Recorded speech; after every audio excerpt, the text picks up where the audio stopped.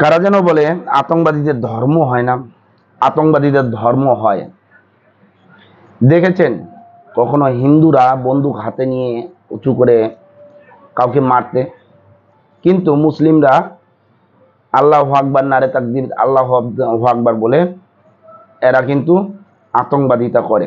এর আগেও দেখেছেন পুলওয়ামা, দেখেছেন এর আগে আমাদের পশ্চিমবাংলায় মুর্শিদাবাদ দেখেছেন, দাওঠাও নিয়ে শুধুমাত্র হিন্দুদেরই টার্গেট করে। বর্তমানে কাশ্মীরে পেহেলগাঁওয়ে চলছে।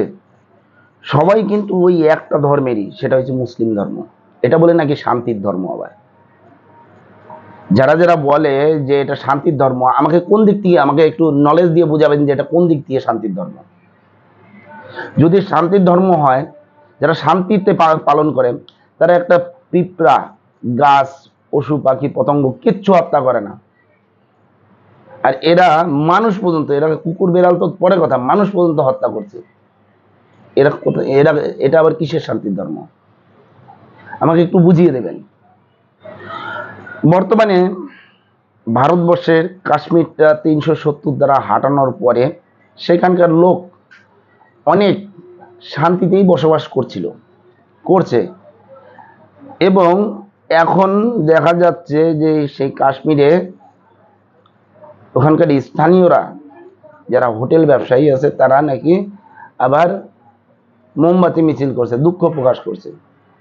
এরা তো একদিক থেকে জল ঢালে আর একদিক থেকে গাছ কাটে। আজকে আতঙ্কবাদীরা সেখানে মেরে গেল, আর কিছু লোক মোমবাতি মিছিল করলো।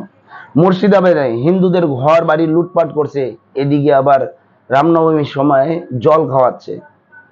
এরা তো একদিকে গাছ কাটে আর একদিকে জল ঢালে। এটাই হয়েছে এদের শান্তির ধর্ম। বাংলাদেশে প্রতিদিন হিন্দু নির্যাতন হচ্ছে, প্রতিদিন। এমন একটা দিন নাই সেখানে নির্যাতন হয় না। এই পেহেলগাঁওয়ে যখন অত্যাচার করছে, অ্যাটাক করেছে, সেখানকার লোকজন এসে তাদেরকে অভয় দিচ্ছে যে হাম লোগ হ্যাঁ। কিন্তু আমার তো মনে হয় এই কাশ্মীর যারা ওখানকার স্থানীয় লোকাল যদি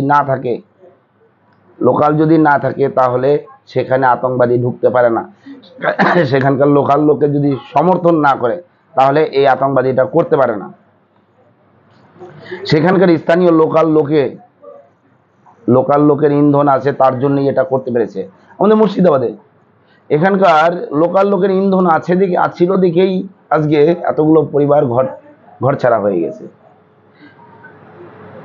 মোদী সরকার, আপনাকে অনুরোধ করে বলছি, 1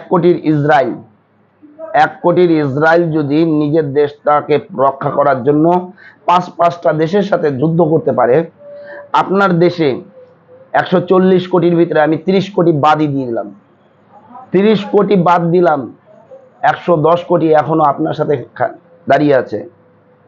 আপনি 110 কোটি নিয়ে 10 দিকে আপনি আপনারা করতে পারেন, তাতে আমরা কিন্তু সমর্থন দেব। প্রয়োজনে আমরা মাঠে নামবো।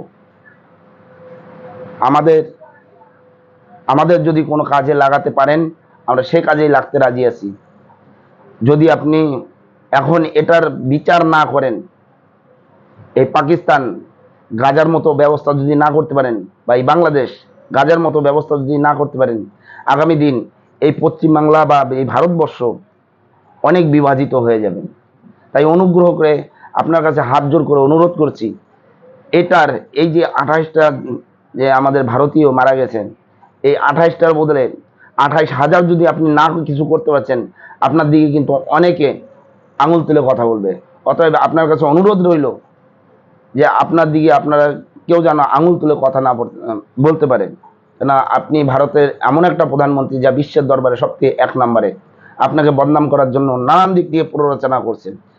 এর আগে কংগ্রেস যারা ছিল, কংগ্রেস তো পাকিস্তানের পা ধুয়ে খেয়েছে, আতঙ্কবাদীদের পা ধুয়ে খেয়েছে। তাই 370 ধারার জায়গা, যেখানে অকুপাইড কাশ্মীর, সেখানটা দিয়ে দিছিল ওর বাপদের। সিপিএম এই মুর্শিদাবাদে যখন দাঙ্গা হলো, একবার মীনাক্ষীকে দেখা গেল না। আর এখন এখানে যদি অন্য কারো কেউ হতো তাহলে ঠিক মীনাক্ষীকে দেখা যেত। সেরকম সিপিএম হচ্ছে সবচেয়ে বড় খারাপ দেশের ভিতরে। তার থেকে বড় কথা হয়েছে, দেশের শত্রুদের যদি না মারতে পারেন, বাইরের থেকে শত্রু ধরে নিয়ে এসে আপনি এখানে একটাকে ফাঁসি দিবেন, যাই করবেন, ওপেন ফাঁসি দিবেন, তাতে কিচ্ছু হবে না। আগে দেশের শত্রুকে দমন করতে হবে। দেশে যারা দেশ বিরোধী কথা বলবে, দেশ বিরোধী কাজ করবে, তাদেরকে আগে ডু অ্যান্ড ডাই, একদম ডাইরেক্ট শুট যদি হয়, এটা যদি হয় করতে পারেন, তবেই আমাদের ভারত আগে যাবে। নাহলে আপনিও বদনাম হবেন এবং আমাদের হিন্দুদের অস্তিত্ব রক্ষা থাকবে না। যাই হোক, এই বিষয়ে যদি আপনাদের কিছু বলার থাকে অবশ্যই জানাবেন। জয় হিন্দ, বন্দে মাতরম, ভারত মাতা কি জয়।